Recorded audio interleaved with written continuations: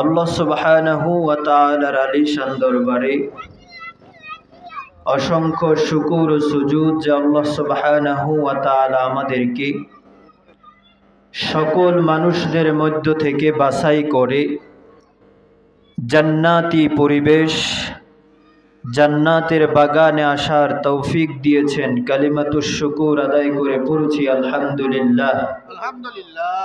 লক্ষ কোটি দরুদ ও সালাম পেশ করছি নবিয়ুনা হাবিবুনা ওয়া শাফিউনা মুহাম্মদ, সকলে পড়ি সাল্লাল্লাহু আলাইহি ওয়াসাল্লাম। আল্লাহ সুবহানাহু ওয়া তাআলা যাকে আজ থেকে ১৫০০ বছর আগে এই দুনিয়ায় পাঠিয়েছিলেন, আল্লাহ সুবহানাহু ওয়া তাআলা যত নবী রাসূল এই দুনিয়ায় পাঠিয়েছেন, সকল নবী রাসূলগণের সর্বশেষ নবী ও রাসূল হিসাবে এই দুনিয়ায় আল্লাহ সুবহানাহু ওয়া তাআলা তার আখিরি পয়গম্বর মুহাম্মদুর রাসূলুল্লাহ সাল্লাল্লাহু আলাইহি ওয়াসাল্লামকে এই দুনিয়ায় পাঠিয়েছেন। আর আল্লাহ সুবহানাহু ওয়া তাআলা প্রিয় নবীজির উম্মত হিসাবে আমাদেরকে এই দুনিয়ায় পাঠিয়ে আমাদেরকে তামাম দুনিয়ায় যত নবী রাসূল এসেছেন, সকল নবী রাসূলদের যত উম্মত ছিল, এই উম্মতদের মধ্য থেকে আল্লাহ সুবহানাহু ওয়া তাআলা আমাদেরকে করে দিয়েছেন সর্বশ্রেষ্ঠ উম্মত। আল্লাহর হাবিব সাল্লাল্লাহু আলাইহি ওয়াসাল্লাম বলেছেন, ওয়া ইন্নী মুকাসিরু বিকুমুল উমাম ইয়াউমাল কিয়ামাহ, কিয়ামতের ময়দানে আমি রাসূলুল্লাহ আমি আমার উম্মতদেরকে নিয়ে প্রাউড ফিল করব, গর্ববোধ করব। আল্লাহর হাবিব সাল্লাল্লাহু আলাইহি ওয়াসাল্লাম তার উম্মতগুলোকে নিয়ে কেন গর্ববোধ করবেন, কেন প্রাউড ফিল করবেন? এর কারণ হচ্ছে আল্লাহর হাবিব বললেন, জান্নাতে যাওয়ার জন্য জান্নাতীদের ১২০টি লাইন হবে, আর এই ১২০টি লাইনের ভিতরে আমার উম্মতের লাইন হবে ৮০টি। সুবহানাল্লাহ। শুধুমাত্র সংখ্যার দিক থেকেই আল্লাহ সুবহানাহু ওয়া তাআলা আমাদেরকে শ্রেষ্ঠ উম্মত হিসাবে ঘোষণা দেন নাই, বরং আল্লাহ সুবহানাহু ওয়া তাআলা কোরআনুল কারীমের মধ্যে তিনি নিজেও বলে দিয়েছেন, কুনতুম খায়রা উম্মাহ, তোমরা হচ্ছ এই তামাম পৃথিবীর ভিতরে সর্বশ্রেষ্ঠ উম্মাহ। সুবহানাল্লাহ। এজন্য আরবের একজন কবি বলেছেন, নেগাহে ইশক মস্তি মে ওহিয়ে আউয়াল ওহিয়ে আখির ওহিয়ে কুরআন ওহিয়ে ফুরকান ওহিয়ে ইয়াসিন ওহিয়ে তাহা। একজন পাগল আশিকের চোখে আমার নবী হচ্ছেন প্রথম, আমার নবী হচ্ছেন শেষ। একজন পাগল আশিকের চোখে আমার নবী হচ্ছেন কোরআন, আমার নবী হচ্ছেন ফুরকান, আমার নবী হচ্ছেন ইয়াসিন, আমার নবী হচ্ছেন তাহা। সুবহানাল্লাহ। আল্লাহ সুবহানাহু ওয়া তাআলা বনি ইসরাইল জাতি যারা ছিলেন, এই বনি ইসরাইল জাতিকে আল্লাহ সুবহানাহু ওয়া তাআলা নিয়ামত দিয়েছেন। আল্লাহ তাআলা বনি ইসরাইল জাতিকে যতগুলো নিয়ামত দিয়েছেন, এই নিয়ামতগুলোর ভিতরে অন্যতম একটি নিয়ামত হচ্ছে বনি ইসরাইল জাতি যারা ছিল, তাদের রুজি রোজগারের জন্য কোনো চিন্তা করার দরকার ছিল না। রুজি রোজগার অর্জনের জন্য তাদের কোনো টেনশন করার ছিল না। আল্লাহ সুবহানাহু ওয়া তাআলা তাদের ওই পয়গম্বরের কাছে জান্নাত থেকে মান্না সালওয়া নিয়ামত পাঠিয়ে দিতেন। পয়গম্বর সকল উম্মতদেরকে নিয়ে ওই জান্নাতি খাবার ভক্ষণ করতেন। বনি ইসরাইল জাতির প্লেট ধোয়ারও কোনো দরকার ছিল না। বনি ইসরাইল জাতি খাবার খেতেন, যা অবশিষ্ট থাকতো আল্লাহ সুবহানাহু ওয়া তাআলা ফেরেশতার মাধ্যমে আবার ওই খাবারগুলো আসমানে তুলে নিতেন। আল্লাহ সুবহানাহু ওয়া তাআলা কোরআনুল কারীমের সূরা বাকারার 47 নম্বর আয়াতে বললেন, ইয়া বনি ইসরাঈল আযকুরু নি'মাতি আল্লাতী আন'আমতু আলাইকুম ওয়া আন্নী ফাদ্দালতুকুম আলাল আলামিন। আল্লাহ সুবহানাহু ওয়া তাআলা কোরআনুল কারীমে সূরা বনি ইসরাঈলের ভিতরে বলে দিয়েছেন, সূরা বাকারার ভিতরে বনি ইসরাঈল জাতিকে লক্ষ্য করে বললেন, ইয়া বনি ইসরাঈল, ও বনি ইসরাঈল শোনো শোনো, আমি আল্লাহ সুবহানাহু ওয়া তাআলা তোমাদেরকে নির্দেশ করছি, আমি আল্লাহ তাআলা তোমাদেরকে যত নিয়ামত রাজি এই দুনিয়ায় দান করেছি, তোমাদের কাজ হচ্ছে তোমরা দুনিয়ায় বসে আমি আল্লাহ তাআলার নিয়ামত গুলোর শুকরিয়া তোমরা আদায় করো। আমি আল্লাহ তাআলা তোমাদেরকে যত নিয়ামত দিয়েছি এই সকল নিয়ামত গুলোর শুকরিয়া তোমরা দুনিয়ায় বসে আদায় করবা। আর তোমাদের একটি কাজ আমি আল্লাহ তাআলা দিয়ে দিচ্ছি, ওয়া আন্নী ফাদ্দালতুকুম আলাল আলামিন, আমি আল্লাহ তাআলা তোমাদেরকে যত নিয়ামত রাজি দুনিয়ায় দিয়েছি এই সকল নিয়ামত রাজির কথা তোমরা পৃথিবীতে যতদিন পর্যন্ত বেঁচে থাকবা ততদিন পর্যন্ত তোমরা মানুষের কাছে বলে প্রচার করবা। আল্লাহ সুবহানাহু ওয়া তাআলা শুধুমাত্র বনি ইসরাইল জাতিকে আদেশ করেন নাই, আল্লাহ তাআলা শুধুমাত্র বনি ইসরাইল জাতিকে নিয়ামত দান করেন নাই। আল্লাহ তাআলা বললেন, ওয়াযকুরু নি'মাতাল্লাহি আলাইকুম।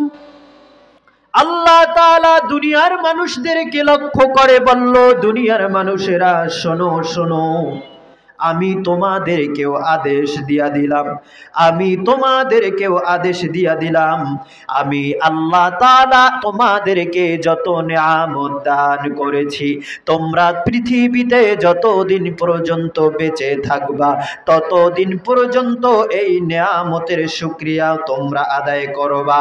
আর যতদিন তোমরা দুনিয়ায় বেঁচে থাকবা, হায়াত তোমাদের যতদিন পর্যন্ত আছে ততদিন তোমরা শ্রদ্ধার সাথে এই নিয়ামতের কথা তোমরা স্মরণ করবে। সুবহানাল্লাহ।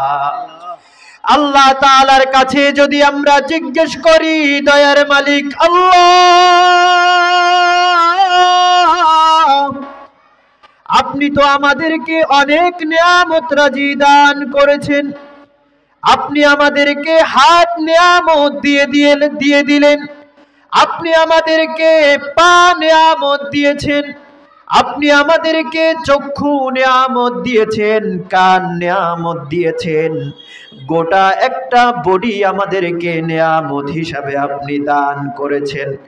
আল্লাহ তাআলার কাছে যদি জিজ্ঞেস করা হয়, রব্বুল আলামিন যত নিয়ামত আপনি আমাদেরকে এই পৃথিবীতে এই দুনিয়ায় আমাদেরকে দান করলেন, এই যত নিয়ামত আছে নিয়ামত আমাদেরকে দিয়েছেন, এই তামাম নিয়ামত গুলোর ভিতরে সবচেয়ে বড় কোন নিয়ামতটি আপনি আমাদেরকে দান করেছেন?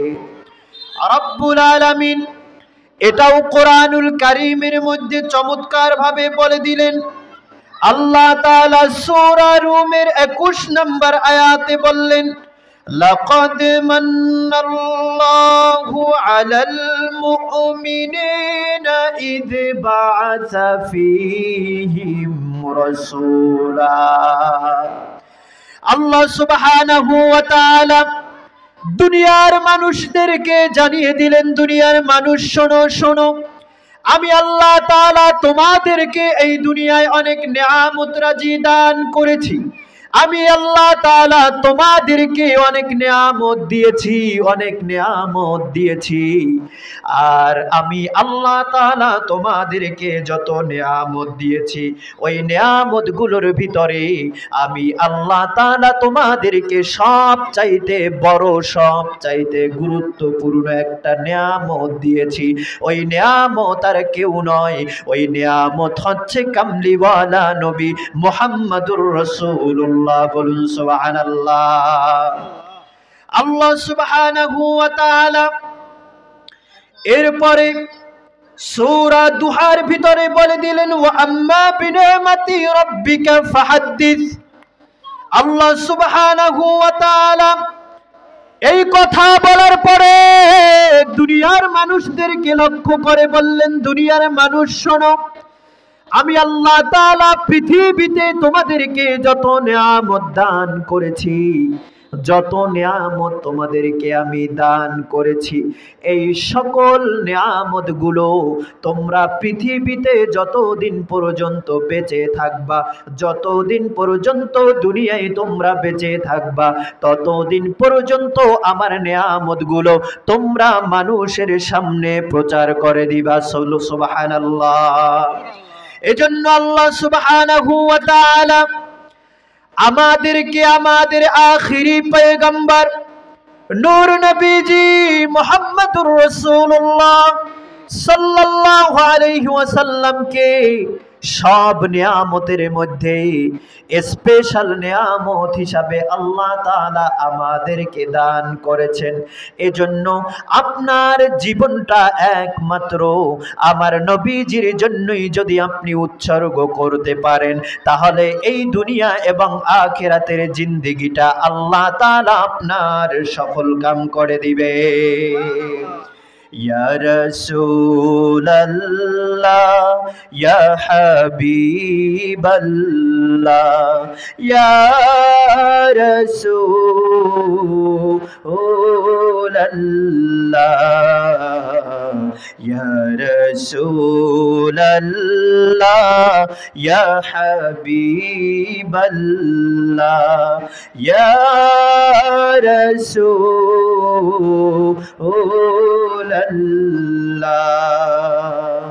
তুমি জীবন, তুমি মরণ, আধার ঘরে তুমি আপন, তুমি জীবন, তুমি মরণ, আধার ঘরে তুমি আপন, তুমি মোদের পরের তরি, তুমি মোদের পরের তরি, তুমি নিদানে তরানে ওয়ালা, ইয়া রাসূলাল্লাহ, ইয়া হাবিবাল্লাহ, ইয়া রাসূলাল্লাহ, ইয়া হাবিবাল্লাহ, ইয়া রাসূলাল্লাহ, ইয়া রাসূলাল্লাহ, ইয়া হাবিবাল্লাহ, ইয়া রাসূলাল্লাহ।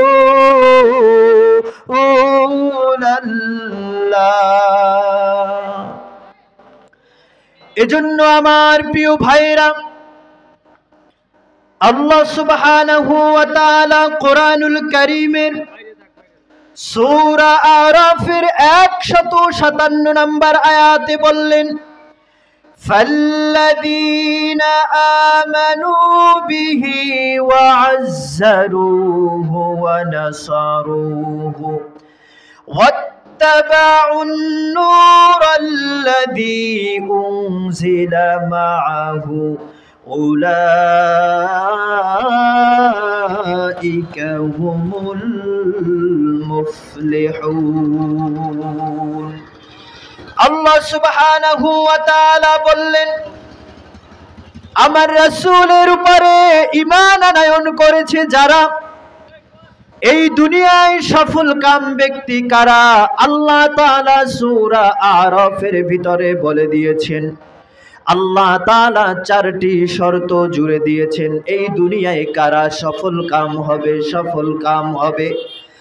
আল্লাহ তাআলা বললেন, এক নম্বরে ফাল্লাযীনা আমানু বিহি, এই দুনিয়ায় যারাই আমার রাসূলের উপরে ঈমান আনয়ন করেছে, আমি আল্লাহ রাব্বুল আলামিন ওই ব্যক্তিকে এই দুনিয়া এবং আখিরাতে সফল কাম করে দিব। এই দুনিয়ায় যারাই আমার রাসূলের উপরে ঈমান আনয়ন করবে, যারাই আমার রাসূলের উপরে ঈমান আনয়ন করেছে, তারাই এই দুনিয়া এবং আখিরাতে সফল কাম হয়েছে। সুবহানাল্লাহ। আল্লাহর হাবিব সাল্লাল্লাহু আলাইহি ওয়াসাল্লামের উপরে ঈমান আনয়ন করলে একজন ব্যক্তি কিভাবে এই দুনিয়া এবং আখিরাতে সফল কাম হয়, ইমাম আহমদ রাহমাতুল্লাহি আলাইহির কাছে একদিন একজন বেদুইন এসে বলল, হুজুর, আমি প্রতিদিন মদিনা আল মুনাওয়ারার বাজারে দুধ বিক্রি করার জন্য যাই। আমি যখনই মদিনা আল মুনাওয়ারার বাজারে দুধ বিক্রি করার জন্য যাই, তখনই আমি দেখি দলে দলে মানুষ রাসূলুল্লাহর কদম মোবারকে যায়। কিন্তু আমি দেখি ওই মানুষগুলো পরিশ্রান্ত পরিক্লান্ত হৃদয় নিয়ে রাসূলুল্লাহর কদম মোবারকে যায়।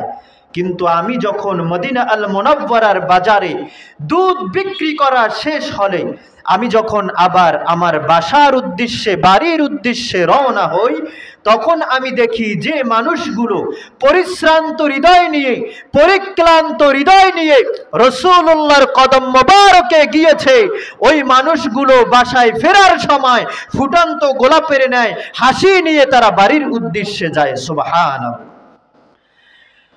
ইমাম আহমদ রাহমাতুল্লাহি আলাইহির কাছে ওই বেদুইন বর্ণনা করলো, হুজুর, আমি যখনই দেখতাম ওই মানুষগুলো পরিশ্রান্ত পরিক্লান্ত হৃদয় নিয়ে রাসূলুল্লাহর কদম মোবারকের উদ্দেশ্যে রওনা হয়, কিন্তু আমি যখন ওই বাজার থেকে দুধ বিক্রি করে যখন বাড়ির উদ্দেশ্যে রওনা হই, তখন আমি দেখি যে মানুষগুলো পরিশ্রান্ত হৃদয় নিয়ে, পরিক্লান্ত হৃদয় নিয়ে রাসূলের কদম মোবারকে গিয়েছে। ওই মানুষগুলো ফুটন্ত হাসি নিয়ে রাসূলুল্লাহর কদম মোবারক থেকে বাড়িতে চলে যায়। ওই বেদুইন বলল, হুজুর, আমি একদিন ইরাদা করলাম, ইচ্ছা পোষণ করলাম, রাসূলুল্লাহর কদম মোবারকে এমন কি আছে, আমিও একদিন রাসূলুল্লাহর কদম মোবারকে গিয়ে দেখব। আমি আমার ইরাদা মতো একদিন রাসূলুল্লাহর কদম মোবারকে রওনা করলাম। কিন্তু আমি যখনই যাচ্ছিলাম তখন আমি দেখতে পেলাম রাসূলুল্লাহ একজন ইহুদির বাড়ির দিকে রওনা করেছে, তার পিছনে পিছনে আবু বকর এবং ওমরও যাচ্ছে, আমিও তাদের পিছনে পিছনে যাচ্ছি। রাসূলুল্লাহ ওই ইহুদির বাড়িতে প্রবেশ করলেন। ওই ইহুদির বাড়িতে তার সন্তান মৃত্যু শয্যায় সজ্জিত অবস্থায় ছিল। আমিও রাসূলের সাথে ওই বেদুই ইহুদির বাড়িতে প্রবেশ করে আমি দেখতে পেলাম রাসূলুল্লাহ ওই ইহুদিকে জিজ্ঞেস করলো, ইহুদিরে, তোর তাওরাতের কসম করে আজকে একটা সত্য কথা আমাকে বল, তোর তাওরাতের কসম করে আজকে আমি রাসূলুল্লাহকে একটা সত্য কথা বল। ইহুদিরে, তোর তাওরাতের মধ্যে আমি রাসূলুল্লাহর নামখানা আছে কিনা। ওই বেয়াদব ইহুদি সঙ্গে সঙ্গে রাসূলুল্লাহর কথার কোনো জবাব না দিয়ে মাথা দিয়ে ইশারা করে বলল যে না না, আপনার নাম আমাদের এই তাওরাতের মধ্যে নাই। যেই না ওই অসুস্থ ইহুদির বাবা আল্লাহর হাবিবকে বলল আপনার নাম আমাদের তাওরাতের মধ্যে নাই, সঙ্গে সঙ্গে ওই ইহুদির সন্তান অসুস্থ অবস্থায় আছে। সন্তান সঙ্গে সঙ্গে বলল ইয়া রাসূলুল্লাহ ইয়া হাবিবাল্লাহ, নবী গো, আমি যেদিন থেকে আগুনকে আগুন হিসাবে নির্ণয় করতে শিখেছি, যেদিন থেকে পানিকে পানি হিসাবে নির্ণয় করতে শিখেছি, ইয়া রাসূলুল্লাহ ইয়া হাবিবাল্লাহ, নবী গো, সেই দিন থেকেই আমি জানতে পেরেছি ইহুদি ধর্মটি একটি মিথ্যা ধর্ম, বানোয়াট ধর্ম। কিন্তু ইয়া রাসূলুল্লাহ ইয়া হাবিবাল্লাহ, আমার জন্মসূত্রে আমি ইহুদি হওয়ার কারণে আমি আজ পর্যন্ত কিছুই বলতে পারি না। কিন্তু ইয়া রাসূলুল্লাহ ইয়া হাবিবাল্লাহ, নবী গো, আজ আমি তাওরাতের কসম করে বলছি, আপনি আমার বাবাকে জিজ্ঞেস করেছেন তাওরাতের মধ্যে আপনার নাম মোবারক আছে কিনা। ইয়া রাসূলুল্লাহ ইয়া হাবিবাল্লাহ, তাওরাতের মধ্যে আপনার নাম মোবারক এক জায়গায় নয়, দুই জায়গায় নয়, আল্লাহ তাআলা আপনার নাম আমার তাওরাতের মধ্যে অসংখ্য জায়গায় দিয়ে দিয়েছেন। বলুন না সুবহানাল্লাহ।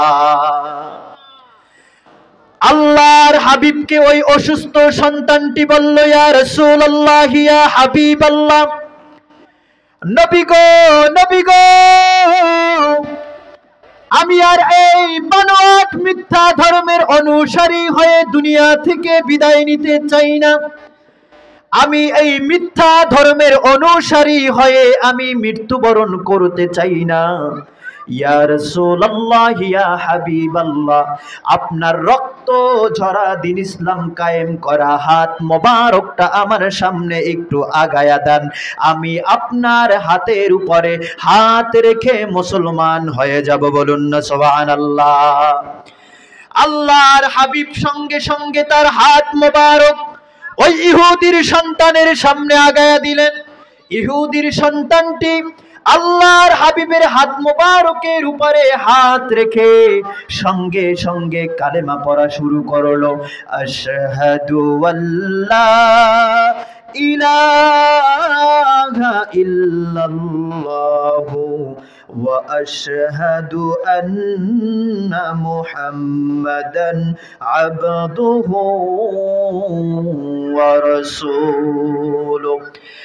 আল্লাহর হাবিব তার হাত মোবারক আগায় দেওয়ার পর ওই ইহুদির সন্তানটি আল্লাহর হাবিবের হাত মোবারকের উপরে হাত রেখে কালিমা পড়ে মুসলমান হয়ে গেল। কিছুক্ষণ পরে ইহুদির সন্তানটি দুনিয়া থেকে বিদায় নিল। আল্লাহর হাবিব সঙ্গে সঙ্গে আবু বকর এবং ওমরকে ডাক দিয়ে বলল, আবু বকর রে, ওমর রে, এই ইহুদির সন্তানটি কিছুক্ষণ আগে অন্য ধর্মের অনুসারী ছিল। আবু বকর রে, ওমর রে, এই সন্তানটি এখন আমার হাতের উপরে হাত রেখে কালিমা পড়ে মুসলমান হয়ে দুনিয়া থেকে বিদায় নিয়েছে। এই ইহুদির সন্তানটি এখন আল্লাহর জান্নাতের মেহমান হয়ে জান্নাতের মধ্যে অবস্থান করেছে। এজন্য আল্লাহ পাক কোরআনুল কারীমে বলেছেন, ফাল্লাযীনা আমানু বিহি, আল্লাহর হাবিবের উপরে যারা এই দুনিয়ায় ঈমান আনয়ন করবে, আল্লাহর আখিরি পয়গম্বর নূর নবীজি মুহাম্মদুর রাসূলুল্লাহ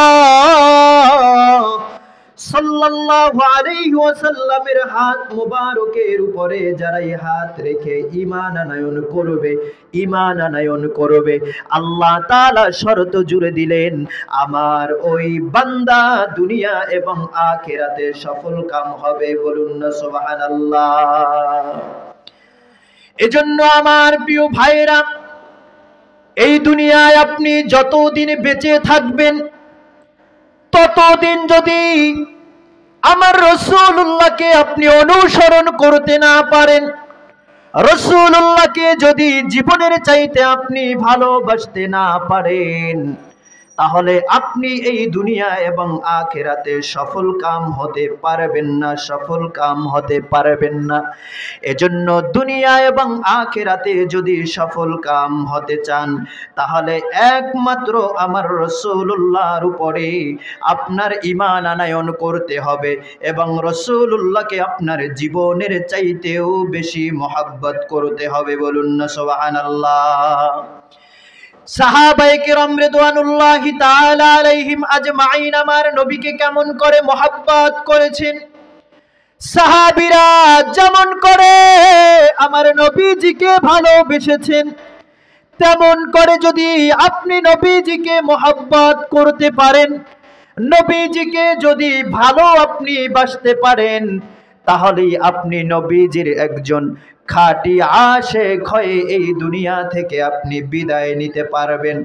আর যদি আপনি সাহাবীদের মতো রাসূলুল্লাহকে অনুসরণ করতে না পারেন, জীবনের চাইতে বেশি মহব্বত করতে না পারেন, তাহলে আপনি এই দুনিয়ায় বসে নবীজিকে তো পাবেনই না, বরং আখিরাতে নবীজির সুপারিশ আপনি পাবেন না। ও গো কামলিওয়ালা তুমি মদিনাওয়ালা, ও গো কামলিওয়ালা তুমি মদিনাওয়ালা, ও গো কামলিওয়ালা তুমি মদিনাওয়ালা। তোমারি জন্যে জগত জালা,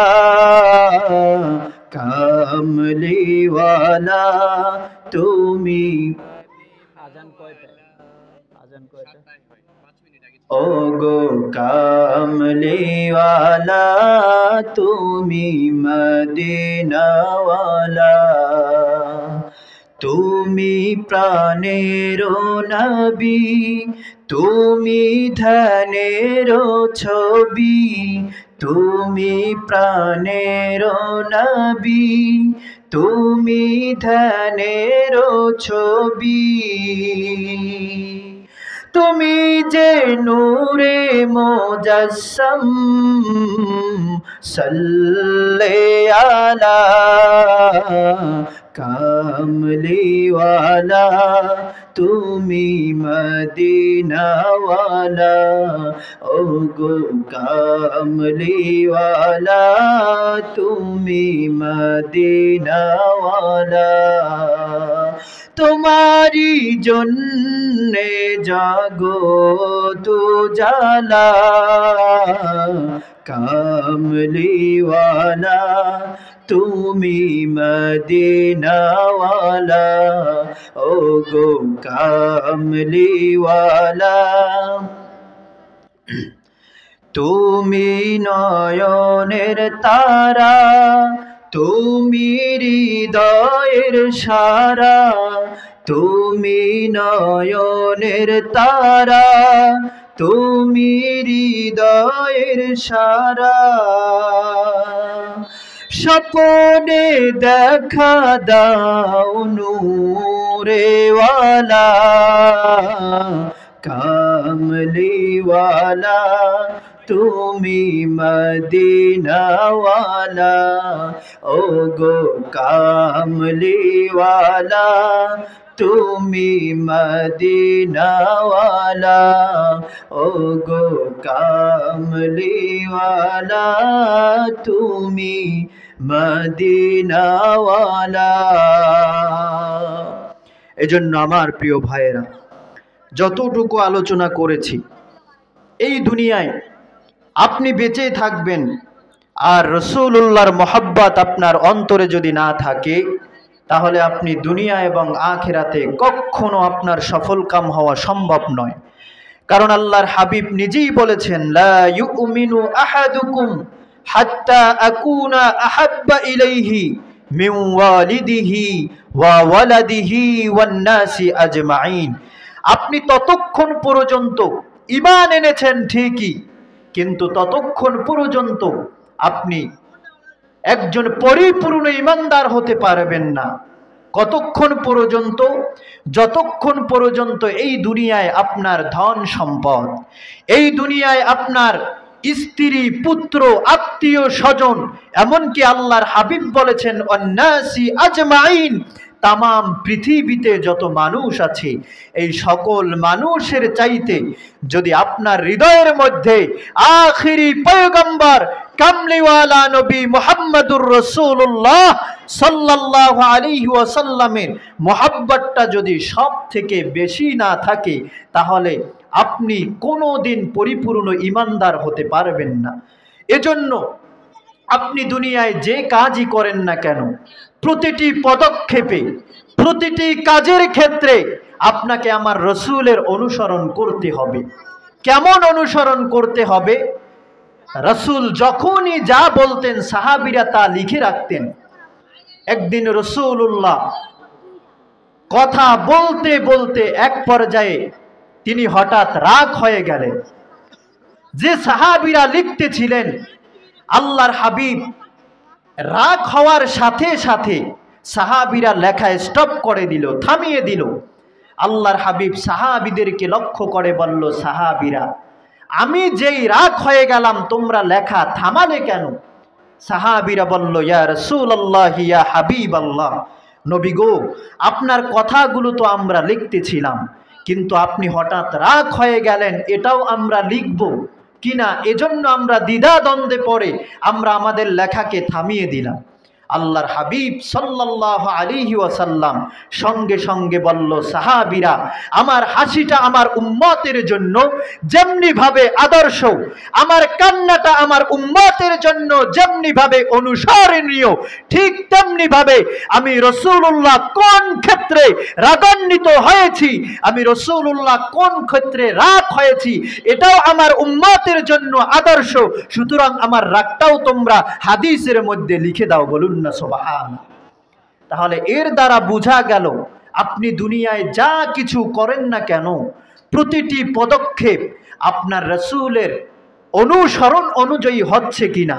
আপনি দুনিয়ায় যা কিছু করেন, আপনি দুনিয়ায় যে দলেরই হন, যে মতেরই হন, কিন্তু রাসূলুল্লাহর মহব্বত আপনার অন্তরে যদি না থাকে, রাসূলুল্লাহর অনুসরণ পরিপূর্ণ যদি আপনার হৃদয়ের মধ্যে না থাকে, তাহলে আপনি একজন পরিপূর্ণ মুসলমান, পরিপূর্ণ ঈমানদার হতে পারবেন না। এজন্য সর্বক্ষেত্রে রাসূলুল্লাহর অনুসরণ আমাদেরকে রাখতে হবে। প্রতিটি ক্ষেত্রে আপনি রাসূলের জন্য জীবন দিতে পারবেন এমন স্পৃহা আপনার মনের মধ্যে সব সময় জাগ্রত রাখতে হবে। আল্লাহ সুবহানাহু ওয়া তাআলা আমাদের সকলকে নবীজির পূর্ণাঙ্গ অনুসরণ আমাদের করে এই দুনিয়া থেকে বিদায় নেওয়ার তৌফিক দান করুক। সকলে পড়ি আমিন। ওয়া মা আলাইনা ইল্লাল বালাগ।